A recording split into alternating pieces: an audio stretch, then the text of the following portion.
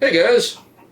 So, I have played a lot of Robot Quest Arena, and I gotta say, I think it's time for the review.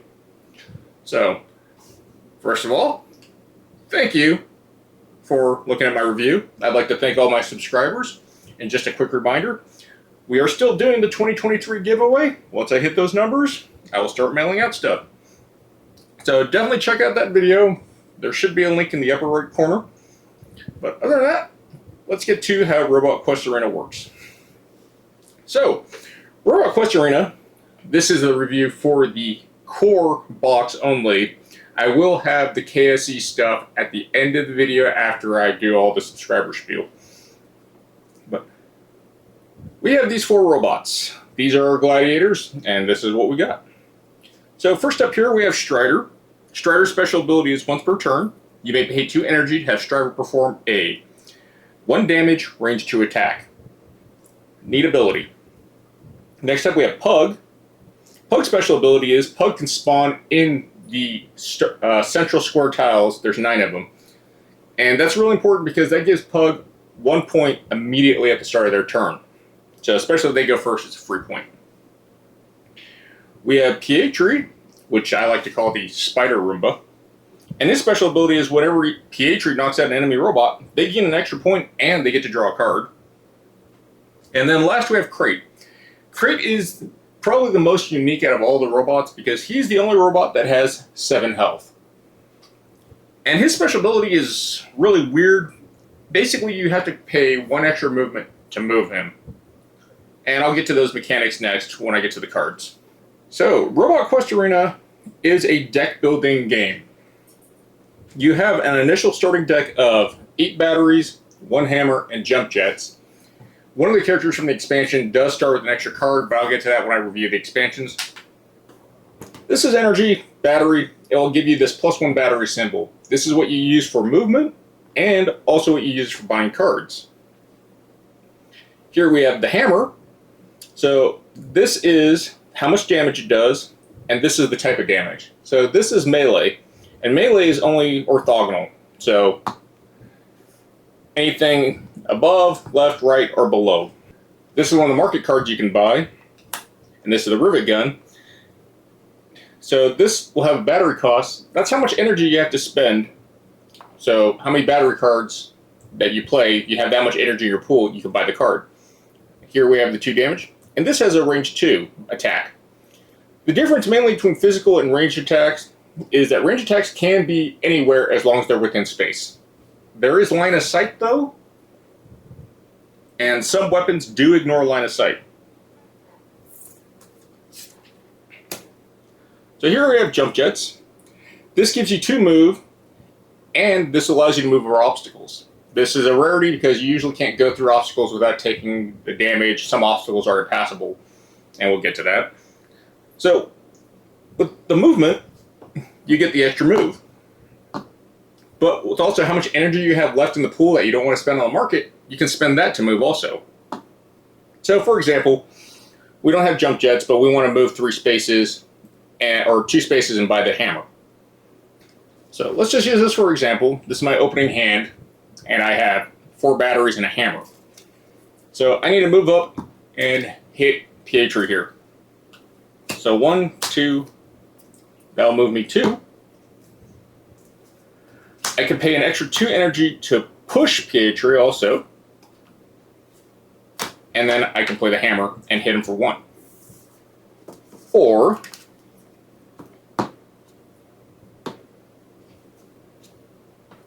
let's say that I want to buy a card from the market too. Pietri's 3 away. I have no movement card, so I play 3 batteries. 1, 2, 3. And then I hit Pietri with the hammer, and I spend my last remaining energy to buy this reprogram. Card costs 1, it's a function, and it gives me +1 energy, and this is going to go to my discard pile when my turn ends. So here we have the market row of the board. So there are 12 copies of Advanced Battery, and one of the nice things about the board is everything's clearly labeled out. We have 12 copies of Heavy Hammer, and we have 12 copies of Rivet Gun. These cards are always allowable for purchase as long as they're in the market. And then the market row is going to be the 6 cards. As soon as you buy a card, it will get refilled instantly. Some cards that you buy may or may not go in your hand with certain mechanics in the game. Side note, Omni Wheels is a very, very strong card because it does break the movement rules for the game, because movement is also orthogonal, but Omni Wheels, as you can see, it lets you move diagonally. It also lets you push diagonally, which is pretty strong. I have to say that the market is actually very well done. The expensive cards are expensive for good reasons. Most cards, besides the ones that are always purchasable, there are 2 copies of. But certain cards that are really powerful, there's only 1 of. And that can be game breaking, but as a deck builder, it's part of the RNG mechanic. So like Mortar and Rotating Hammers, notice they cost 8. They do a lot of damage, but there's only 1 of them in the deck. So anytime you buy a card, it immediately gets refilled with the top card, and you can keep on buying until you can't buy cards anymore. Certain cards will get scrapped, and they'll go into the scrap heap that's up here next to the market deck. This area is basically the dead zone. It is the discard for cards that get scrapped, and there are many mechanics in the game that scrap cards, so it helps thin out your deck and do deck building. And cool thing is, so once the main deck runs out, you just reshuffle and put it back in the market heap. There are cards that interact with the scrap heap that allow you to buy cards out of the scrap heap or take cards out of the scrap heap. One of the things I really like about how this system works with the cards is the cards are actually very fairly costed. And that has a lot to do with how energy is a resource for movement and buying. Advanced Battery, which this card right here in the corner, costs 3 energy to get 3 energy every time you play it. It's a very strong card, and I love this card for one reason. It's an equal cost ratio. You're paying 3 to get 3. Most games you'd have to pay 3 to get 2. And I think they put a lot of thought into how that works, because they knew that movement was also a huge dynamic of the game with the game board. The range combat's actually pretty good too, and the physical combat, or melee damage. So, up next, we're going to look at the hazards. First up, we have these yellow tiles with a plus on them. These are actually your spawn tiles. So when your robot gets knocked out, when his health pool is knocked down to nothing, they will respawn at any of these tiles, as long as it's not occupied. And this allows a lot of cool backstabbing mechanics, especially in a group game, that you can just come in and get revenge on the guy that just knocked you out from the spawn tile, or it allows you to spawn and basically be predatory and hunt someone else with less health while you have full health. And you can just pop in right behind them. So let's say that, Pug was here. You can spawn in right behind Pug and then attack him. So there's a lot of positioning. It's pretty devious, and it can be cutthroat, but this is a game about scoring points. Next up, we have these pillars or walls. These are basically obstacles that block movement and line of sight. So you can't move into them,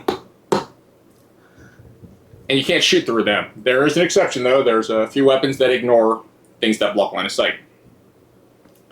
Cool mechanic of the walls. When you push, you can push an enemy robot into another enemy robot or wall, and they will take damage. They take 1 point of damage, which is one of these red cubes, or blue cube if you knock them out. So, really cool. Can do some defensive positioning with it. Next up, we have this junkyard tile.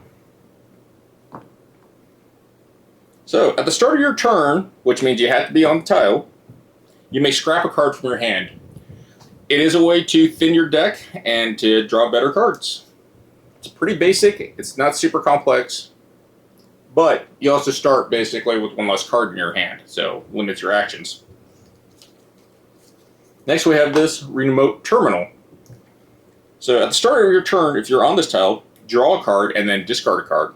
It's one of my favorite mechanics for deck cycling, just because unlike scrapping a card, which helps you with deck thinning, this gives you more options. So, really powerful.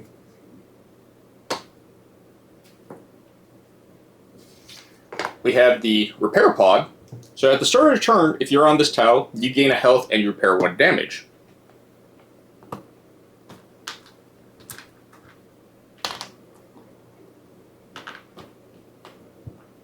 So you'd get a red cube.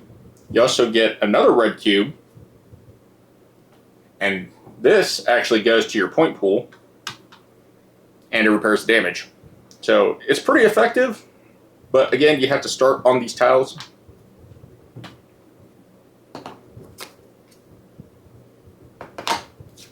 Then we have the solar farm, which I found to be very, very good for economy.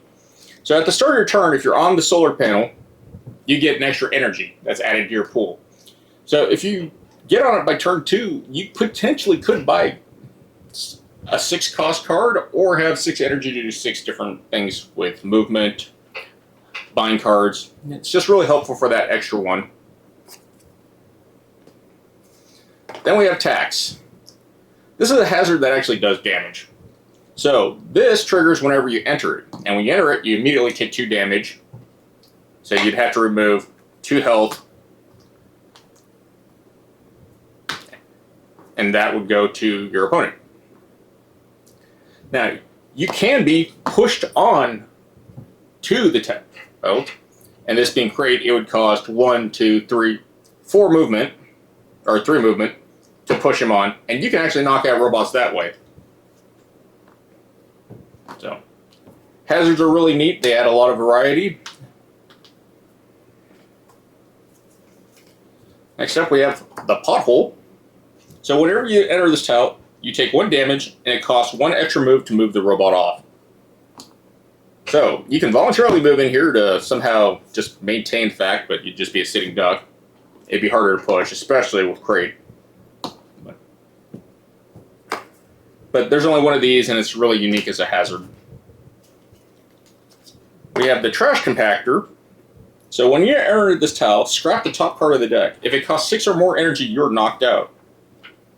So it's one of those hazards that if you do get knocked in with RNG, there are some cards that do cost more than 6, obviously. I just don't know how many off the top of my head, but I'll count that out later. So this is a hazard you really just want to push people into. And last, we have Smokescreen. This tile is an obstacle that only blocks line of sight, but not movement. So you can hide in it if you don't want to get shot. And these are the base game tiles. So all these unique tiles, there's only one of. There's 4 pillars and 4 spawn points. So the basic goal of Robot Quest Arena is basically gain points and knock out your opponent. And that really works by how these blue cubes and red cubes work. The blue and red cubes are health. The only difference is their point value. Anytime you do damage to an opponent, they must give you the cubes that they have. And those don't go to your board, they go to a separate pool that you keep on the side for tracking. They did give you these giant crystal cubes that are worth 5 points each. Or 10, depending on how you want to play. And as soon as the last cube is knocked out, they are kicked off the board and have to respawn. And when they respawn, they either respawn like Pug can respawn in the central square, this 9x9 square, or at the starting point. But what happens is they will then take they will take blue cubes out of this bottom row here, and there's a fixed amount of blue cubes. And they're going to add that to their board, and then add red cubes from the pool to fill up their health. When the last person tries to respawn and there are no blue cubes left in the scoring or cube zone, the game ends and you count up points. So down here we have basically the pool. There's a fixed amount of blue cubes in this little blue rectangle, and the red cube area can have as many. It doesn't really matter. Again, these are just points, and hopefully there's enough crystals to make up for it, but we haven't ran into a game where we didn't have enough cubes. So let's get to the pros of the game. I really like this game. I thought it was going to be more, Metal Gear Rex and Metal Gear Ray fighting each other, or more of, battle bots.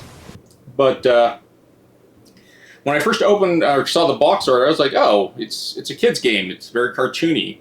It kind of reminds me of Pokemon. And I was like, okay, well, I'm willing to try it. So the game was designed for ages 12 and up. And I think the art style and mechanics are very good for that age group. Another pro that I really like about this game is, so we've played about 5 games, and it takes about 30 to 45 minutes a game with 4 players. I like that mechanic because games that run too long kind of lose interest for a lot of people. This is one of those games I call a good introductory game, especially to get people into the board gaming hobby, so I think this did a phenomenal job. The mech abilities are very simple, except I did keep on forgetting to use Strider's ability for some reason, because most of them are passives. But with that, they do get a little bit more complex with the expansions, and I don't know how that's going to mess with the demographic of the age group. But the game is complicated enough, complex enough, I should say, that adults can enjoy it with their kids. So I think they did a very good job. And like I said, the card pool design, phenomenal. The mess stuff is really kind of the middle of the road. It's take it or leave it type deal. The Kickstarter exclusives, I have a huge gripe with, and I'll get to that. The MSRP is about $80, and if you look at it, it's kind of expensive for what you're getting. I would suspect $60, but I do know that the productions of these are really, really expensive, and these actually feel really good. So $20 per each robot, not too bad. It just comes with the fact that the card pool is very limited. The market deck is only about 60 some odd cards, and then you have 12 of each of the standard market buy cards, and then there's 40 of the starting cards.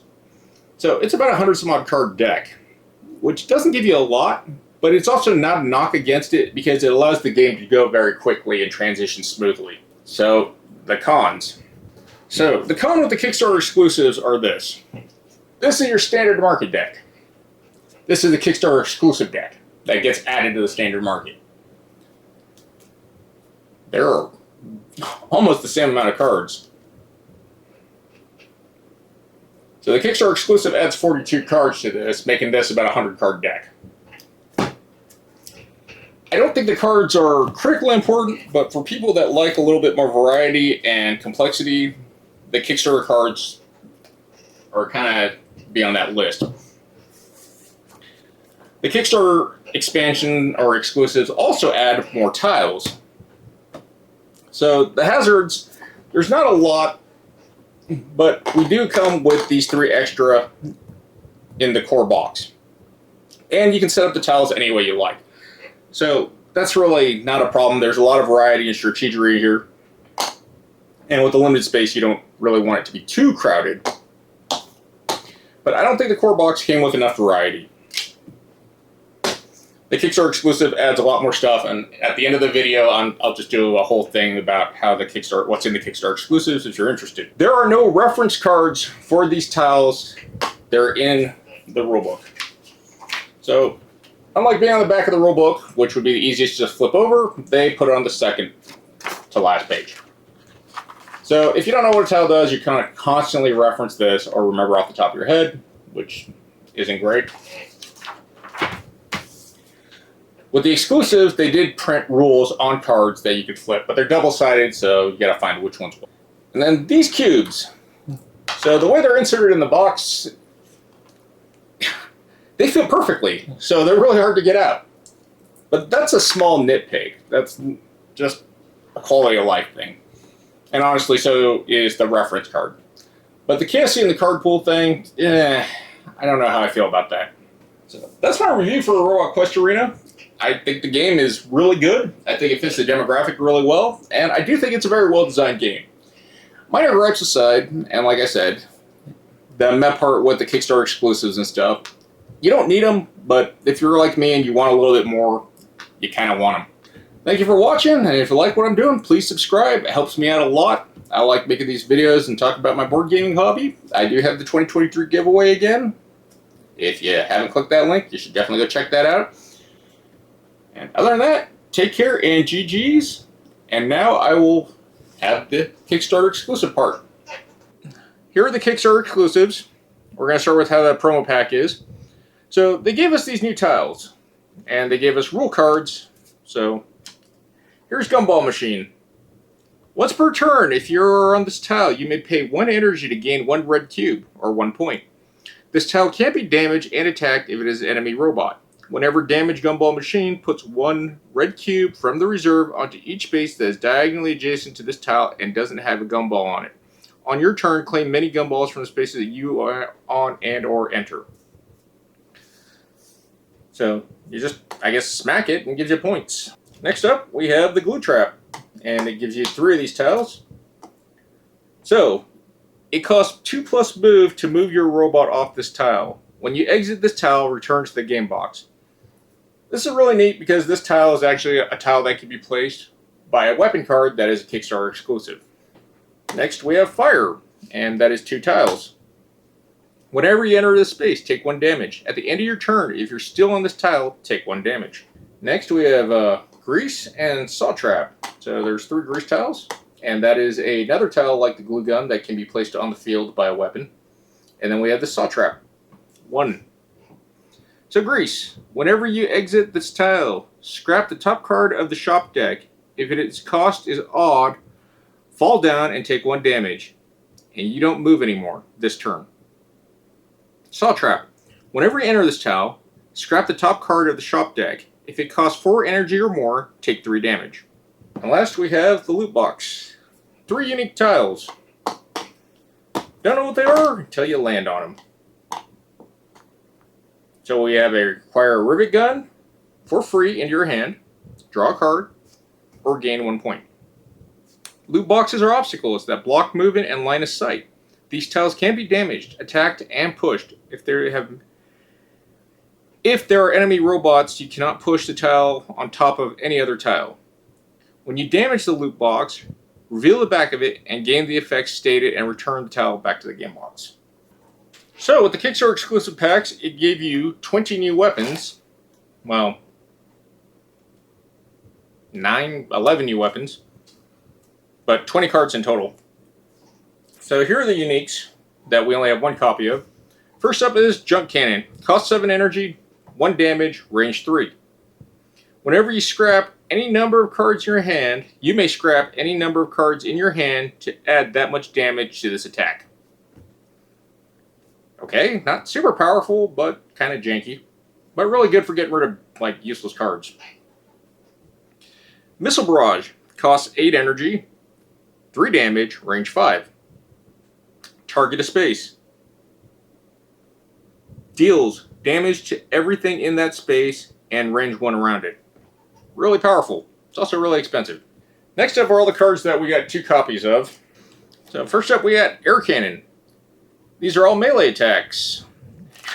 Costs 1 energy, deals 0 damage, and it's a melee attack. Attack action is knock the target robot back 4 spaces. Now you can knock them into other robots, you can knock them into walls, you can knock them into traps. Neat, especially since it's pushing 4 spaces back. Or you can just knock them out of the center arena. Then we have Jackhammer, 4 energy, 2 damage, melee attack. If this attack knocks out a robot, draw 2 cards. Then we have Wrecking Ball, costs 2, does 2 damage, deals damage to each robot in melee range. So, potential to be really good. So we get 2 copies of Grease Gun, 2 energy, 1 damage, range 2. Attack. Target a space. Deal damage to everything in that space, and if that space does not have a tile, place a grease tile there. So, allows you to do a little bit of tactical tomfoolery. Then we have Heat Ray, cost 5, 2 damage, range 1. Attack. Target a space. Deals damage to everything in that space. Return any non-spawn tile on that space to the game box. So, really effective in destroying obstacles or terrain. And then we have the Glue Gun, which is kind of like the Grease Gun, but it shoots glue. Costs 1, 1 damage, range 3. Attack. Target a space. Deal damage to everything in that space. If that space does not have a tile, place a glue tile. So, really fun options with the Kickstarter stuff. So we have Pellet Gun, cost 3, 1 damage, range 3. You may perform this attack a second time. You may choose a different target. So it allows you to attack 2 things. Grappling Hook, cost 4, 2 damage, range 4. Pull yourself onto the space next to your opponent. Can target obstacles that block movement. It's actually a really good card.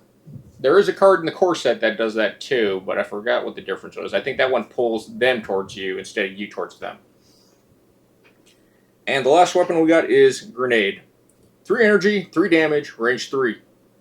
Attack. Target a space. Deals damage to everything in that space and range 1 of it. Scrap this card. Ignore any line of sight enemy may be thrown over walls and other obstacles. Fun weapon, not broken because it destroys itself. We have 19 function cards, 5 of them are unique. So we have Command V, costs 4 energy, it is a function. Copy the effect of a function, attack, or battery card in play. We have Command X, costs 6 energy. Scrap a function, attack, or battery card in the shop, then copy its effects. We have Advanced Calculation, 6 energy. Draw a card for each function you have in play, including this one. So we have 2 copies of System Analysis, costs 5 energy. If there are more function cards in the shop, draw 2 cards. If there are more attack cards in the shop, acquire Heavy Hammer for free into your hand. And if there's an equal amount, do both. Afterburners, cost 2. Afterburners, cost 2. Function, plus 3 move. Next time you move from an empty space this turn, place a fire tile on the space that you just moved from. So again, more fun terrain altering with tiles.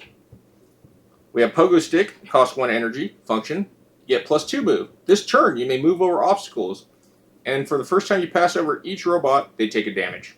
We have 2 copies of Megaphone, cost 3 energy with the star on it. Function, you must pay 2 extra energy to buy this card for each other robot on your team. For each robot next to you, gain 2 points. You may scrap a card in your hand or discard pile. And then we have Hypercharge, 2 copies of those. Draw a card. The next attack card you play this turn deals plus 1 damage for each function you have in play, including this one. And then we have 2 copies of Rocket Powered Skateboard, 1 energy each. Get plus 2 move, and pushing costs 1 move less this turn. We have 2 copies of Short Circuit, cost 3, function. Lose 1 energy, or lose 1 point, draw 3 cards. And then we have Roller Skates, 3 energy, function. Gain 2 move, draw a card. You may scrap the top card of the shop deck. If it costs 5 or less, gain an additional 3 move. If it costs 6 or more, fall down and take 1 damage, and you can't move anymore this turn. Last up, we have 3 upgrade cards. Only one of them is unique. So we have Explosive Spear, costs 3 energy, upgrade. Once per turn, you may pay 2 energy to perform a 1 damage melee attack. You may scrap this card to deal an additional 2 damage. And then we have Cable Management. Cost 6, it's an upgrade. At the start of your turn, gain 1 energy for each upgrade on this robot. So upgrades are a little unique thing if you did not buy the Kickstarter expansions. I forgot which character they came with, but as soon as you buy an upgrade, it goes on your robot and it stays in play until its effects triggered or discarded by other means. That covers all of the Kickstarter exclusive content. So just to make sure, Kickstarter promo pack comes with 13 tiles and 42 cards.